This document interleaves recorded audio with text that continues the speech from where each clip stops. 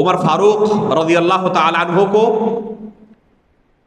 محراب رسول کے اندر مسجد نبوی میں شہید کیا گیا. یہیں سے یہ فتنے ظاہر ہونا شروع ہوئے. جیسے کہ صحیح بخاری کی روایت میں ہے، عمر فاروق رضی اللہ تعالیٰ عنہ حذیفہ بن یمان رضی اللہ تعالیٰ عنہ سے سوال کرتے ہیں، پوچھتے ہیں کہ اللہ کے رسول سے بکثرت آپ فتنوں کے متعلق سوال کیا کرتے تھے، تو مجھے ذرا سنائیں اس بارے میں. حذیفہ بن یمان رضی اللہ تعالیٰ عنہ ان کو شہوت کے فتنوں کے متعلق بیان کرنا شروع کرتے ہیں، یعنی انسان اپنے خواہشات نفس کی پیروی کرتے ہوئے جو گناہ کرتا ہے.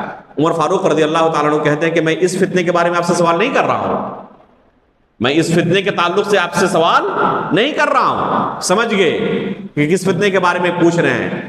تو حذیفہ بن یمان رضی اللہ تعالیٰ عنہ عمر فاروق کو کہتے ہیں کہ امیر المؤمنین، آپ کو اس بارے میں پوچھنے کی کیا ضرورت ہے؟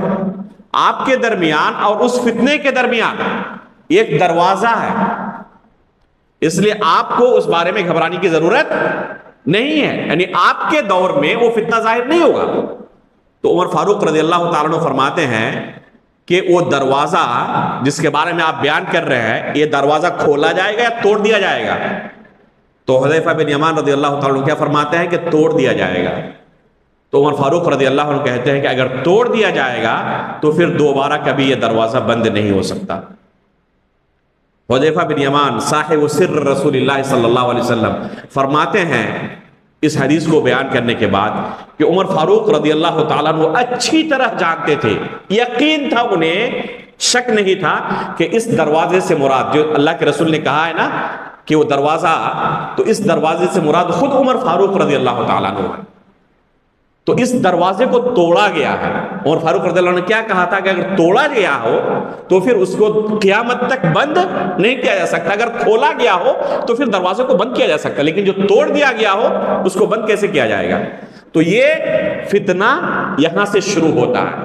چنانچہ آگے چل کر یہی لوگ جو فتین تھے، جو باغی تھے اس امت کے اندر، جو ظاہر ہوئے اسلام کے نام پر، انہوں نے کیا کیا؟ عثمان غنی رضی اللہ تعالیٰ عنہ کو شہید کیا، علی رضی اللہ تعالیٰ عنہ کو شہید کیا، خلفائے راشدین کو شہید کرتے تھے، قتل کرتے تھے، اور اس سے وہ کیا سمجھتے تھے کہ اللہ رب العالمین کا تقرب حاصل کر رہے ہیں.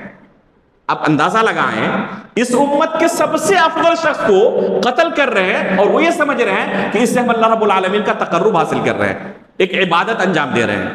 نعوذ باللہ من ذالک. تو یہ فتنے چھوٹے موٹے نہیں ہیں، یہاں سے فتنوں کی شروعات ہوتی ہے.